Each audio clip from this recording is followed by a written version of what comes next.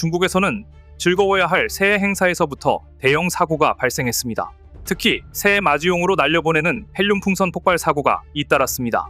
보시는 것처럼 수많은 인파가 혼비백산 달아나면서 축제 현장은 아수라장으로 변했습니다. 백화점 안에 들어선 헬륨 풍선 더미로 사람들이 앞다퉈 손을 뻗습니다. 순간 폭탄이 터지듯 화염이 뿜어져 나오면서 아수라장으로 변하고 맙니다. 바깥에선 새해 카운트다운에 맞춰 하늘로 날려보낸 풍선들을 향해 누군가 폭죽을 쏘아댑니다.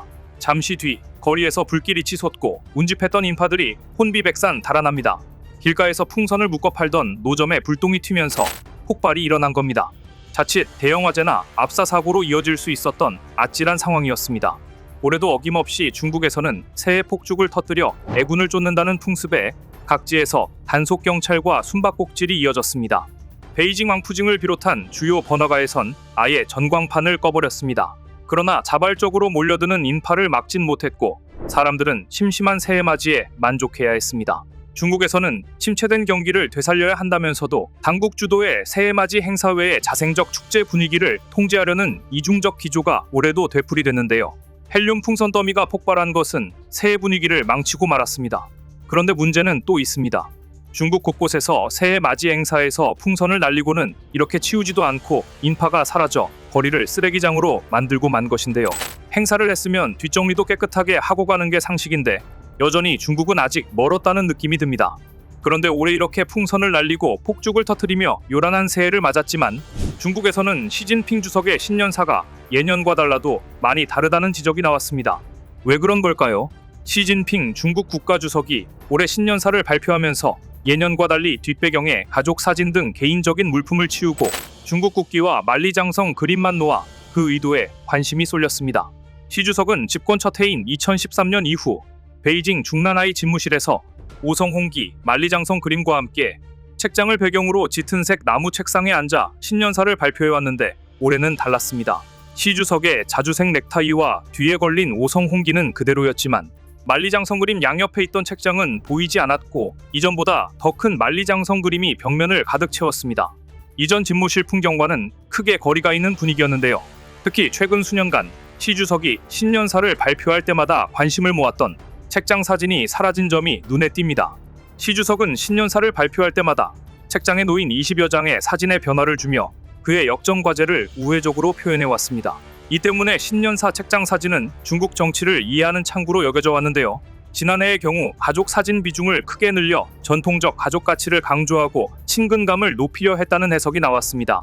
당시 시 주석의 부친인 시중쉰 전 부총리, 시 주석과 부인 펑리 위안 여사, 어린 딸과 함께한 시 주석 부부와 그의 부모의 사진 등 여러 가족 사진이 처음 공개됐습니다. 하지만 올해는 이러한 가족 사진은 물론 책이나 책상 위의 전화기, 필기구 등 시 주석 개인과 관련된 물품은 모두 치워지고 중국을 상징하는 국기와 더 커진 만리장성 그림만 남아 있었습니다. 이러한 변화는 도널드 트럼프 미국 대통령 당선인 취임을 앞두고 외부의 비바람이 더 커질 것으로 예상되는 상황에서 국가의 권위를 강조해 내부 단결을 꾀하려는 의도에서 비롯된 것으로 보입니다. 시 주석은 올해 신년사에서 중국의 성과와 강대국으로서의 위상을 부각하면서 외부 환경의 불확실성이라는 도전과 신구 동력 전환 압박 등 몇 가지 새로운 상황에 직면해 있지만 이들은 노력을 통해 극복할 수 있다며 자신감을 가져야 한다고 주문했는데요. 아니나 다를까 중국 관영 언론도 시 주석의 신년 4배경의 만리장성 그림과 관련해 애국심과 민족 정신을 강조하고 나섰습니다. 미국 일간 월스트리트 저널은 트럼프의 백악관 복귀 몇 주 전에 중국이 경제적 전환을 이루고 외압에 저항할 수 있다는 자신감을 강화하고자 했다라고 평하면서 지난 몇 년간 언론의 관심은 시 주석 뒤에 책과 사진, 전화기 등 책상 위 의물건에 집중됐지만 올해 연설에서는 목적의 심각성을 보여주려는 듯 만리장성 그림과 중국 기회에 개인 물품은 보이지 않았다고 지적했습니다. 분명 시진핑 주석의 새해 분위기는 평소보다 결연함이 느껴지는 분위기입니다. 하지만 경제 위기를 어떻게 극복할까에 대한 언급은 없었습니다. 자신감이 있다고 언급했지만 실상은 그렇지 않았습니다. 중국에서 국채금리 급락으로 경기 침체 경고음이 커진 가운데 당국이 채권 거래 관련 부정 행위를 이유로 3개 기관을 제재했습니다. 중국 중앙은행인 인민은행은 상하이 동아시아 선물 유한공사, 텐진 신탕화폐 중개 유한공사, 후난 쉬프 농상은행 등 세계 기관과 직원 13명을 채권 시장 관리 규정 위반으로 제재했습니다. 인민은행은 이들 기관과 직원들에게 경고와 함께 총 138억 5천만 원의 벌금을 부과하고 이들이 거둔 불법 이익 18억 원을 몰수했습니다. 이들 세계 기관은 채권 계좌 대여 등의 방식으로 이익을 이전했으며 감독 및 내부 통제 규정을 회피하는 등 은행 간 채권 시장 규정을 여러 차례 위반한 것으로 알려졌습니다. 이번 제재 조치는 당국이 지난 5월 국채 수익률 하락과 관련해 경고한 이후 처음 이뤄진 것이었습니다.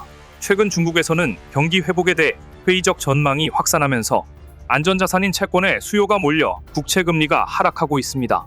10년 만기 국채금리 연초 2.56% 선이었다가 꾸준히 하락해 이달 초 심리적 지지선이던 2% 선이 무너졌고 이후 더 내려가 지난주에는 사상 최저치인 1.6981%를 찍었습니다. 30년 만기 국채금리도 연초 2.85%에서 이달 초 2.16%로 하락한 데 이어 전날에는 1.955%로 떨어졌습니다. 중국 경제의 문제는 한마디로 과잉건설, 과잉생산, 과잉부채 모든 것이 과잉에 있습니다. 현재 부동산 붕괴로 인해 가계 손실이 18조 달러, 가구당 6만 달러라는 통계가 있을 정도로 심각한데요. 정부, 가계, 기업 부채가 GDP의 300%라는 말까지 나오고 있습니다. 그런데 이렇게 경제가 어려워 암울한 상황에서 중국 고위층의 막장 행각이 밝혀지면서 인민들의 민심도 최악으로 치닫는 중입니다. 200억 원대 뇌물수수 혐의로 사형의 집행유예를 선고받은 류렌거 전 중국은행 당위원회 서기겸 회장이 아들의 전 여자친구를 네 번째 부인으로 맞이한 사실이 알려져 논란이 되고 있습니다.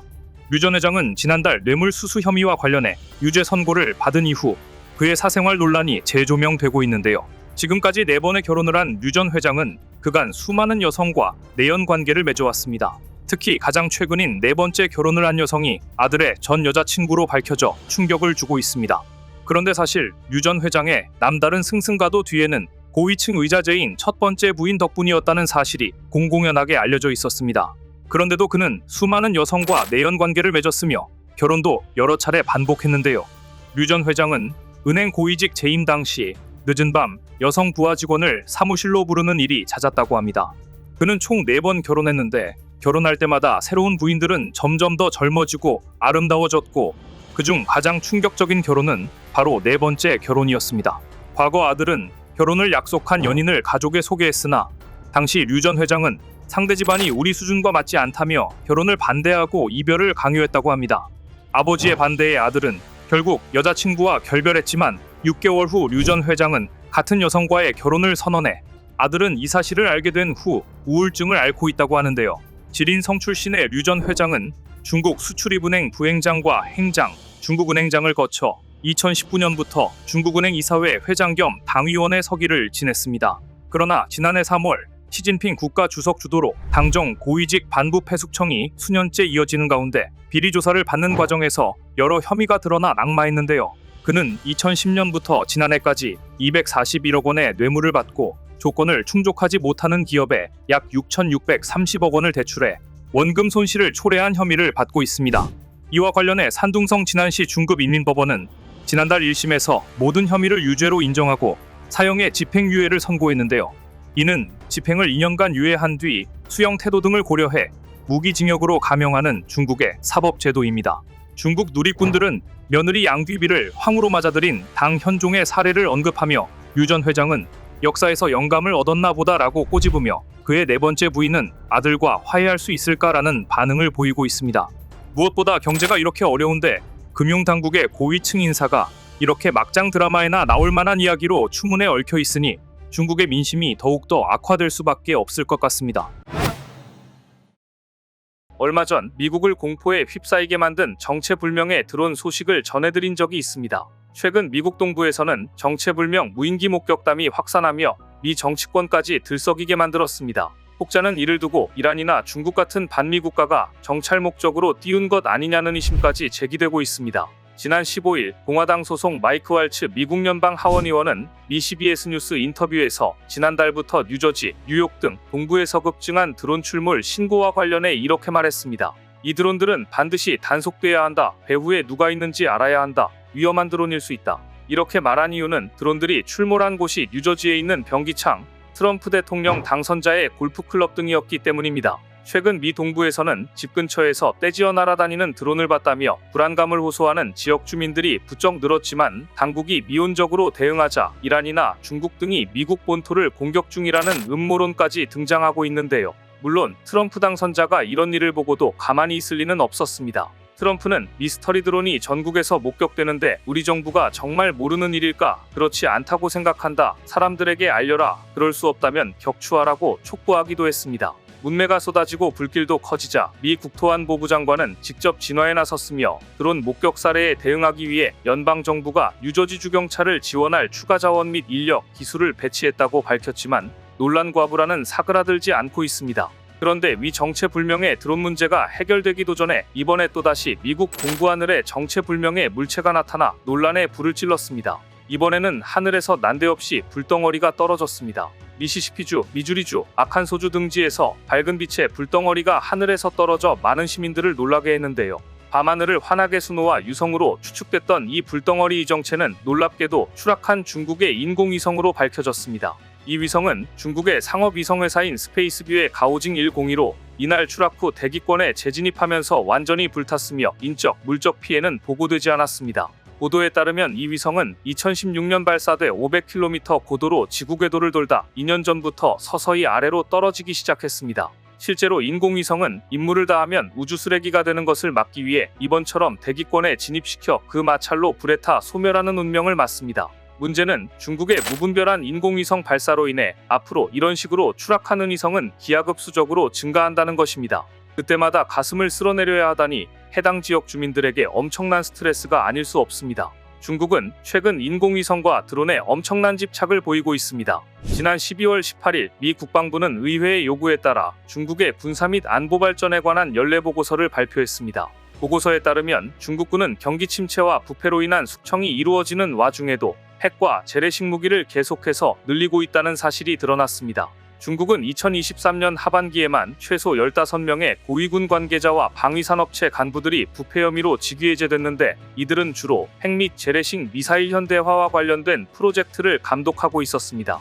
중국군은 현재 고질적인 부패 문제 해결에 어려움을 겪고 있는데요. 눈에 띄는 점은 그럼에도 핵과 재래식 전력을 증강하고 있다는 사실입니다. 보고서는 중국군이 2030년까지 1000개의 핵탄두를 보유한다는 계획을 순조롭게 진행하고 있고 2024년 중반 기준으로 약 600개를 비축한 것으로 평가했습니다.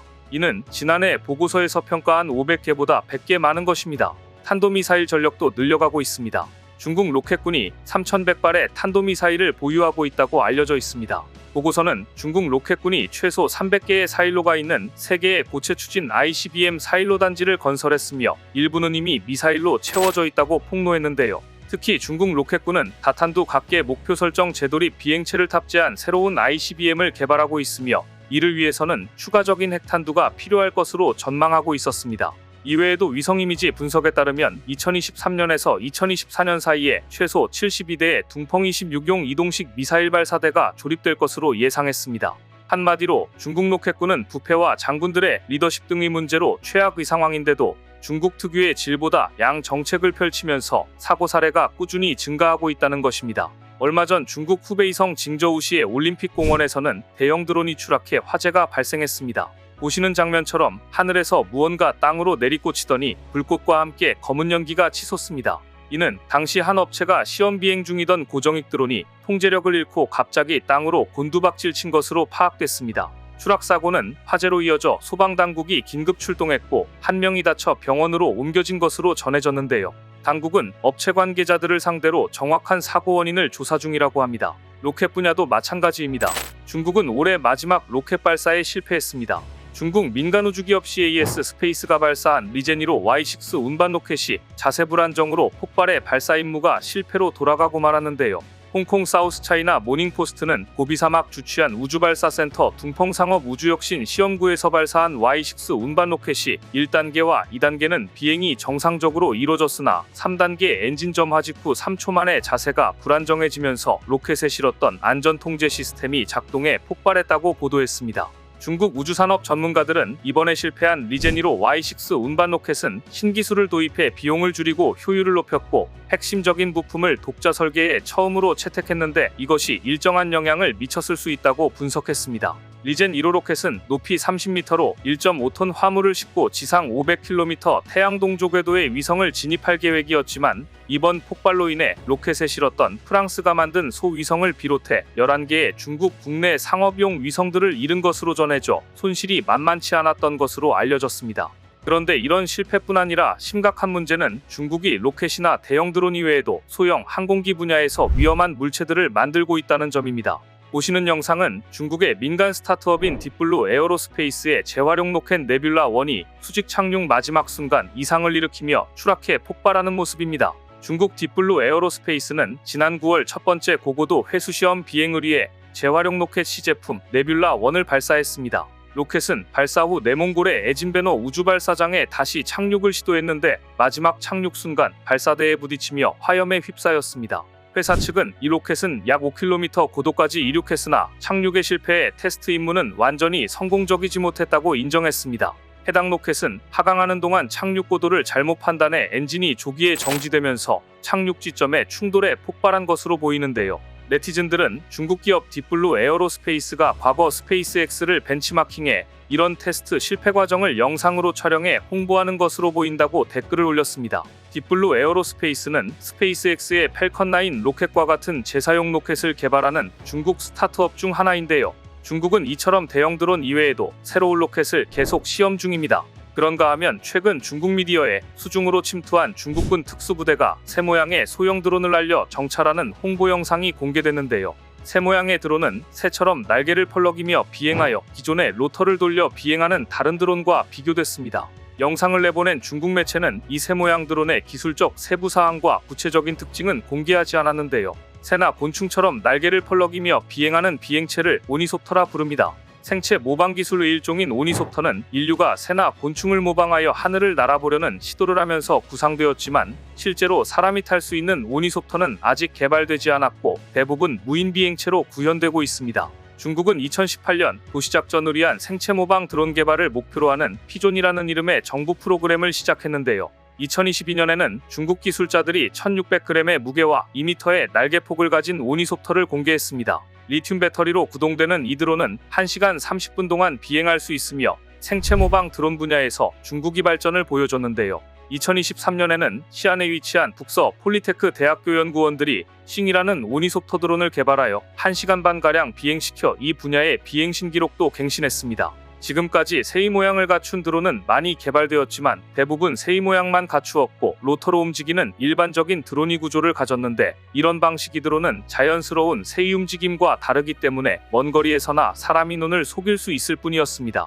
하지만 새나 곤충처럼 날개를 펄럭이는 오니소프터 드론은 도심지 근거리 정찰에서 주변 환경과 섞을 수 있어 그동안 많은 국가들이 개발을 위해 노력해왔습니다. 문제는 안전이나 부작용이 전혀 고려되지 않은 채 위험한 비행체들을 너무 많이 양산하고 있다는 점입니다. 드론 분야에서 세계적인 수준에 이른 중국이 이 기술을 군사적으로 접목시키고 있음이 확인된 이상 앞으로 다양한 비행 물체들을 어떻게 이용하려 할지에 대해 세계는 눈여겨봐야 할 것입니다. 최근 SNS상에서 중국 테무 물류 창고에 큰 불이 났다는 소식이 확산됐습니다. 그런데 해당 내용을 자세히 보면 어딘지 모르게 허술해 보이는 이미지와 96만 원이라는 황당한 금액이 의문을 자아냅니다. 결론적으로 사실 확인 결과 테무 물류창고 화재는 사실이 아닌 것으로 밝혀졌습니다. 물류 공장의 화재 관한 사진도 AI를 활용한 이미지로 판명됐습니다. AI의 발전이 나쁜 곳으로 활용되면 어떤 식으로 사용되는지를 알 수 있는 단적인 사례였는데요. 다만 해당 내용은 중국에서 시작된 뉴스로 보입니다. 중국에서 이렇게 흉흉한 소문이 번지는 이유가 있습니다. 실제로 2025년이 되자마자 대형 사건 사고가 끊이지 않고 있기 때문입니다. 1월 2일 중국 랴오닝성 잉커우시 다시 차오에 있는 난로우 병원 밖에서 끔찍한 폭발이 일어났습니다. 이 폭발 사고는 AI가 아닌 실제 상황이었습니다. 인화성이 높은 금속 가루인 마그네슘 가루를 가득 실은 트럭이 폭발하면서 근처에 있던 차량 여러 대에 불이 붙었고 거대한 불덩어리가 발생했습니다. 이 사고로 인해 가연성 마그네슘 분말이 흩어짐으로 인해 세 차례의 폭발이 발생했습니다. 이 폭발로 인해 2명이 사망하고 2명이 부상을 입는 비극이 발생했습니다. 인화성 물질을 가득 실은 트럭이 도심 한가운데서 폭발해 사상자까지 나온 것인데요. 이 같은 사고는 중국이 안전에 대한 관리가 미흡하기 때문에 언제든지 대형 참사가 날 수밖에 없는 환경이라는 지적이 나오고 있습니다. 중국 여기저기서 대형 사고가 발생하는 동안 중국의 경제 상황도 매우 혼란스럽습니다. 먼저 중국은 2025년을 시작하자마자 경기 부양을 위한 대규모 국채 발행을 단행했습니다. 사상 최대 규모인 3조 위안의 특별 국채를 발행하고 소비자 보조 금지원에 나서기로 한 것인데요. 이러한 대규모 부양책은 중국 경제가 직면한 심각한 위기 상황을 반영합니다. 부동산 시장 침체가 장기화하는 가운데 지방정부 부채 증가와 소비 위축이 겹치며 경기 하방 압력이 가중되고 있고, 심지어 트럼프의 재집권 이후 추가 관세 위험에 노출돼 있기 때문입니다. 전문가들은 대규모 국채 발행은 중국의 성장 동력을 회복하는 데 도움이 될 것으로 보면서도 구조적 문제 해결을 위한 보다 근본적인 개혁이 필요하다고 입을 모으고 있습니다. 자국의 과잉 생산을 해결하기 위한 중국 기업들의 몸부림은 결국 한국 진출까지 시도하게 만들었습니다. 최근 중국 유명 브랜드들은 기존에 없던 한국 법인을 설립하거나 철수했다가 재진출하는 브랜드가 있는가 하면 공개적으로 한국 진출을 예고하는 브랜드까지 한국행이 활발합니다. 중국판 다이소로 불리는 생활용품점 미니소와 2016년부터 한국 시장에서 전기버스, 전기트럭 등 상용차를 판매해온 비아디는 중저가 전기차를 출시해 한국 시장을 공략하겠다고 나섰습니다. 중국 밀크티 브랜드 차지도 한국 시장에 도전장을 내밀었습니다. 하지만 중국산 브랜드와 제품에 대한 불신의 골이 깊어 과연 이들 업체들이 얼마나 한국 시장에서 선전할지 의문입니다. 한국 소비자들이 저렴하다는 이유만으로 무조건 중국 제품을 구입하지는 않기 때문입니다. 중국 브랜드들이 한국에 몰려오는 배경은 중국 시장의 상황이 너무나 좋지 않기 때문입니다. 특히 중국 자동차 기업들은 최근 들어 끊임없는 가격 인하까지 할 정도로 최악의 상황을 맞고 있습니다. 자동차가 출고가를 인하하는 경우는 극히 드문 일인데 중국에서는 일상입니다. 중국은 전 세계 자동차 판매의 절반 이상을 차지하는 가장 큰 시장입니다. 작년에 중국에서 팔린 승용차 수는 2,300만 대였습니다. 중국 경제가 부진에 빠진 가운데도 승용차 판매량은 6%나 성장했습니다. 그런데 이상합니다. 차가 잘 팔리는데도 왜 망하는 중국 자동차 제조사는 늘어가고 해외 브랜드가 줄줄이 철수한 것일까요? 폭스바겐의 대규모 구조조정, 일본 혼다와 닛산의 합병 추진 역시 중국 시장에서의 부진 탓이 크다는 게 정설입니다. 중국에서 승용차 판매량이 6% 성장한 이유는 3년째 이어지고 있는 중국 자동차 시장의 무자비한 가격 경쟁에 있습니다. 끝이 보이지 않는 가격 경쟁이 모두를 패배자로 만들 수 있다는 경고까지 나올 정도로 중국 자동차 시장은 이미 수년째 승자 없는 가격 전쟁을 이어가고 있습니다. 중국 기업들이 가격 인하에 나서자 해외 브랜드들까지 울며 겨자 먹기로 동참했습니다. 얼마 전 중국 자동차 시장에서는 대바겐 세일이 펼쳐졌습니다. 혼다 시빅 판매가가 10만 위안, 약 2천만 원, 폭스바겐 파사트는 13만 위안, 약 2,500만 원이었습니다. 싸도 너무 쌉니다. 기간 한정 가격이나 신차 구매 보조금, 포인트 지급, 계약금, 무이자 혜택 등등 거의 모든 자동차 브랜드가 각종 명목에 차값 할인을 내걸었습니다. 지난해 1월에서 11월 가격 할인을 내건 승용차만 224개 모델에 달한다는 통계가 나올 정도입니다. 특히 인기 차종인 테슬라 모델 Y는 사상 최저 가격인 4,800만 원에 팔렸습니다. 이런 바겐 세일은 해가 바뀌어도 계속됩니다. 이미 중국 전기차 제조사 비아디는 다가오는 춘절 연휴를 겨냥해 주요 차종 가격을 한시적으로 최대 12% 인하한다고 치고 나왔습니다. 선두권 업체가 이렇게 공격적으로 나오니 다른 경쟁사도 눈물을 머금고 인하 경쟁에 들어갈 수밖에 없습니다. 이미 리오, 샤오펑, 림모터 등 주요 전기차 제조사 경영진이 2025년 판매량을 지난해에 2배로 늘리겠다는 야심찬 계획을 세우고 있습니다. 하지만 놀라운 건 이런 가격 전쟁이 벌써 만 3년째 이어지고 있다는 점입니다. 시작은 2022년 10월 테슬라의 모델 3와 모델 Y 공식 판매가가 최대 9%가 인하했던 것이 시작이었습니다. 이때만 해도 눈치 보며 문구적거렸던 다른 브랜드는 이후 석 달 만에 테슬라가 추가 가격 인하에 나서자 깜짝 놀라 가격 경쟁에 가세했습니다. 특히 중국 최대 전기차 업체 비아디는 전기가 석유보다 싸다는 구호를 내걸고 가장 맹렬하게 뛰어들었습니다. 거의 모든 모델 가격을 5%에서 20% 낮췄습니다. 이후 중국 자동차 시장은 가혹한 난투극, 잔인 한탈락전이 시작됐습니다. 중국 전기차 업체 샤오펑의 창업자인 허샤오펑 표현을 빌리자면 중국 자동차 시장은 피의 바다를 헤쳐가는 노가웃 라운드에 진입한 것입니다. 적정 수준의 가격이 나는 판매량을 늘려 기업 이익을 증가시키는 효과가 있지만 중국 자동차 시장의 가격 전쟁은 그런 수준을 한참 벗어나 있습니다. 지난해 1월부터 10월 중국 자동차 산업 전체 매출은 전년 동기보다 2% 증가했지만 이익은 3.2% 되레 감소했습니다. 과거 6-7%였던 매출액 대비 이익률은 4.5%로 쪼그라들었습니다. 중국에서 판매되는 자동차 브랜드는 무려 200개 이상 치열한 생존 경쟁이 이어지면서 탈락자가 속출합니다. 혼다의 프리미엄 브랜드 어큐라와 일본 미쓰비시는 2023년 이미 중국 시장에서 철수했고, 가오허 자동차, 허추왕 자동차, TNG 자동차 같은 중국 전기차 스타트업이 지난해 문을 닫았습니다. 지리 자동차와 바이두의 합작사로 주목받았던 지위의 자동차도 12월 갑자기 사업 축소를 발표했고, 사실 그 많은 중국 전기차 제조사 중 연간 흑자를 내는 기업은 비아디와 리오토 정도뿐이라는 게 정설입니다. 이제 다음에 망할 전기차 스타트업은 어디일까 명단이 돌고 있습니다. 그런데 문제는 이 무지막지한 가격 경쟁의 여파가 완성차 제조사에 그치지 않는다는 겁니다. 중국 전기차 제조업체 비아디는 올해 부품 협력사에 부품 가격의 10% 인하를 요구했습니다. 이어 중국 국유 자동차 제조사 상하이 자동차 역시 협력사에 10% 부품가 인하를 요청했다는 보도가 이어졌는데요. 만약 부품 가격 인하 폭이 생산 효율성을 높여서 달성할 수 있는 수준을 넘어선다면 어떻게 되는 것일까요? 결국 남은 방법은 재료 등급을 낮추는 것밖에 없습니다.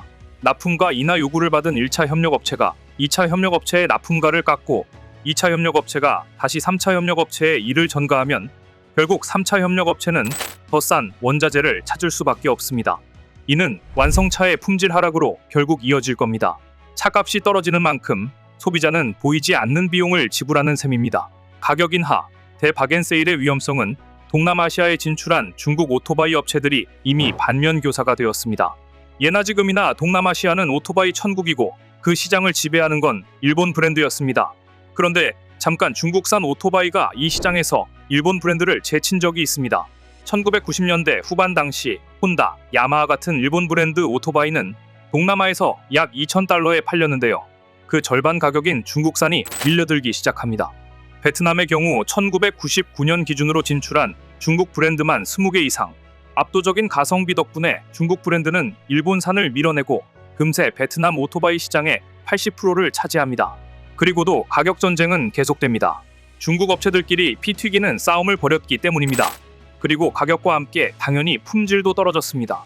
싸구려 중국산 오토바이는 잔고장이 잦은 데다 2-3년만 지나도 대수리가 필요했고 4-5년이 되면 폐차할 지경이 됐습니다. 일부 브랜드가 애프터 서비스를 등한시하면서 중국산에 대한 이미지는 급속히 나빠지게 됐습니다. 결론은 중국 브랜드 모두의 패배로 결론나고 말았습니다. 어쩌면 중국 자동차 산업도 중국 오토바이 업체들이 간기를 갈지도 모른다는 위기감이 팽배해지고 있습니다. 최근 주변을 보면 감기나 독감으로 고생하시는 분들이 정말 많아졌습니다.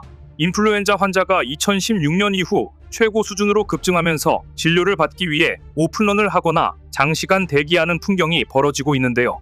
코로나19 기간 마스크 착용 영향으로 유행하지 않던 인플루엔자가 올겨울 다시 코로나19 이전과 비슷한 유행 양상을 보인다는 분석이 나오고 있습니다.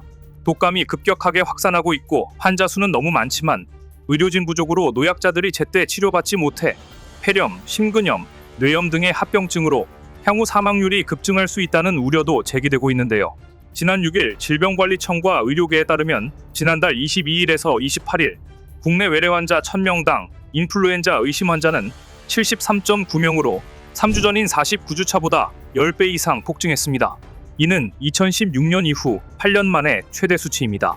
그러나 독감 등 호흡기 감염병은 물론 주요 합병증인 폐렴 환자마저도 갈 병원이 마땅치 않습니다. 감염 예방을 위해 환자를 격리해야 하는데 역대급 유행에 거의 모든 병원이 포화 상태에 처했기 때문입니다. 한 감염내과 교수는 SNS에 RSV, 즉 호흡기 세포 융합 바이러스가 제일 먼저 유행했고 그 다음 인플루엔자, 이제 인간 메타뉴모 바이러스까지 이제 코로나19만 남았다. 호흡기 바이러스가 4개 동시 창궐하는 쿼드리플 데믹을 이루는 건 아닌지 외래보기가 겁난다고 우려를 표했습니다. 특히 올해 독감은 고열을 동반하기 때문에 더욱 위험한 것으로 알려져 있는데요. 노약자분들의 각별한 주의가 필요해 보입니다.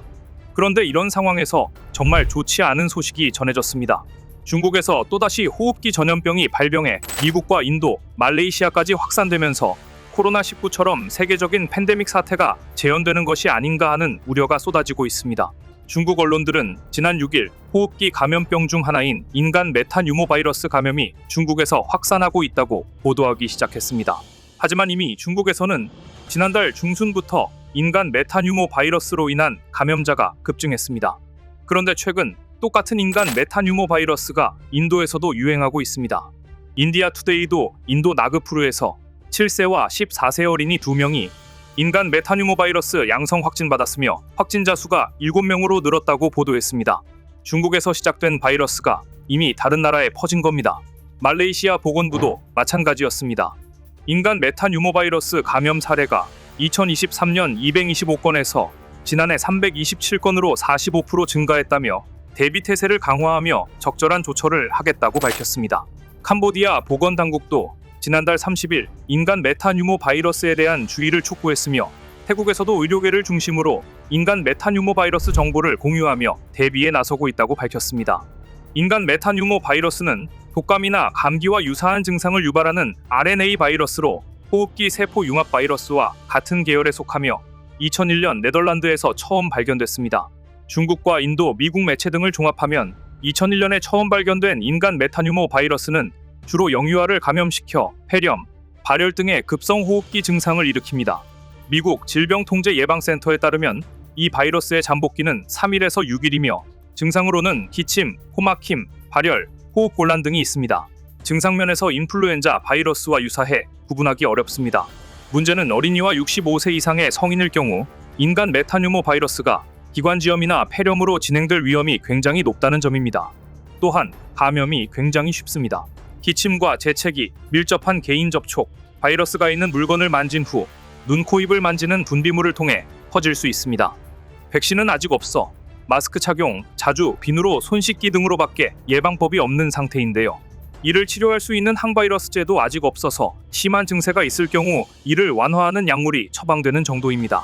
문제는 인간 메탄 유모 바이러스와 폐렴 구균 또는 인간 메탄 유모 바이러스와 인플루엔자 또는 호흡기 세포 융합 바이러스가 함께 감염되면 상황이 훨씬 더 악화할 수 있어 백신이 있는 다른 호흡기병 예방접종을 맞아두면 좋다는 게 전문가들의 의견입니다.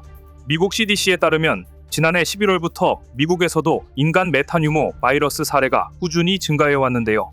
2024년 12월 28일 기준 인간 메탄 유모 바이러스에 대한 주간 검사 양성률은 1.94%에 달했습니다. 같은 주에 독감 양성률이 18.71%, 코로나19 양성률이 7.10%인데 상대적으로 낮으나 점차 증가 중입니다. 중국 전문가들은 인간 메탄 유모 바이러스가 새로운 위협이 아니며 이미 전 세계적으로 퍼져 있는 바이러스라고 심각성을 폄하하고 있는데요. 중국 측 주장에 따르면 이 바이러스가 이미 60년 전부터 있었고 확산 속도가 느리고 증상도 불분명해 2001년에야 과학자들이 확인한 바이러스라고 설명하고 있습니다. 하지만 중국의 SNS를 통해 올라오는 영상을 보면 중국 측의 주장과 전혀 다른 상황입니다. 현재 중국 병원에 환자가 폭증했으며 대기하는 환자들로 북새통을 이루고 있습니다.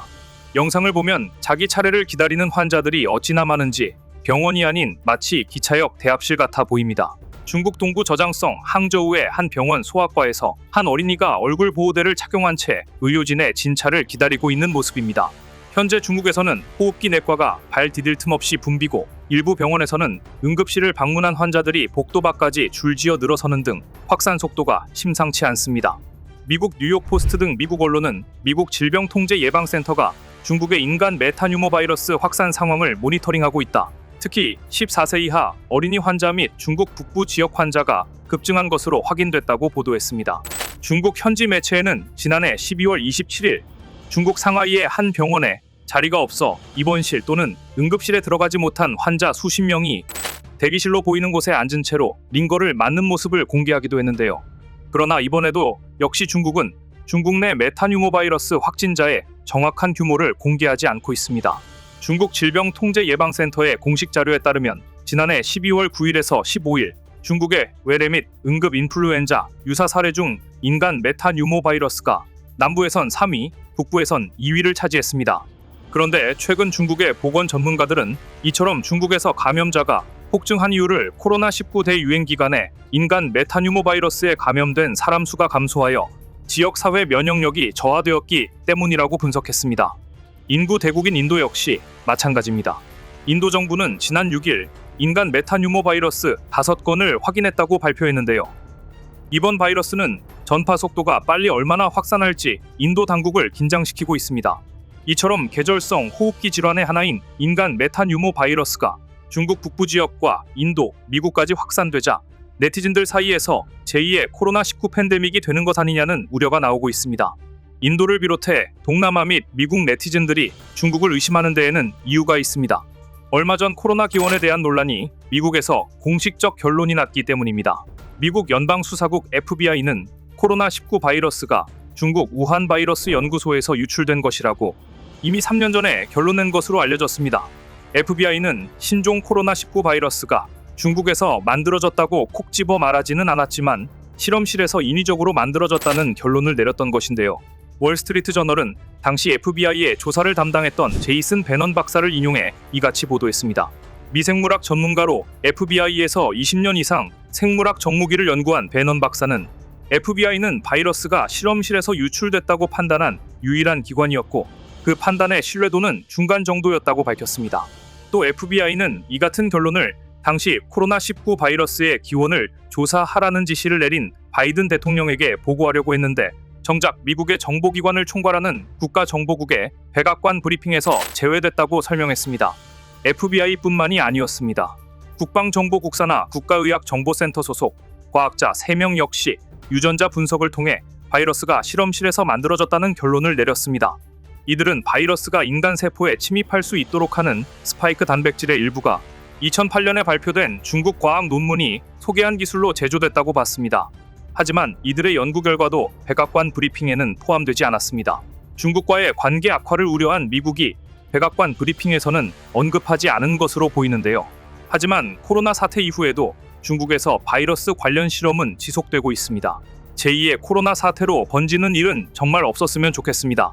오늘 준비한 소식은 여기까지입니다. 댓글을 통한 여러분들의 많은 의견 기다리겠습니다. 시청해주셔서 감사합니다.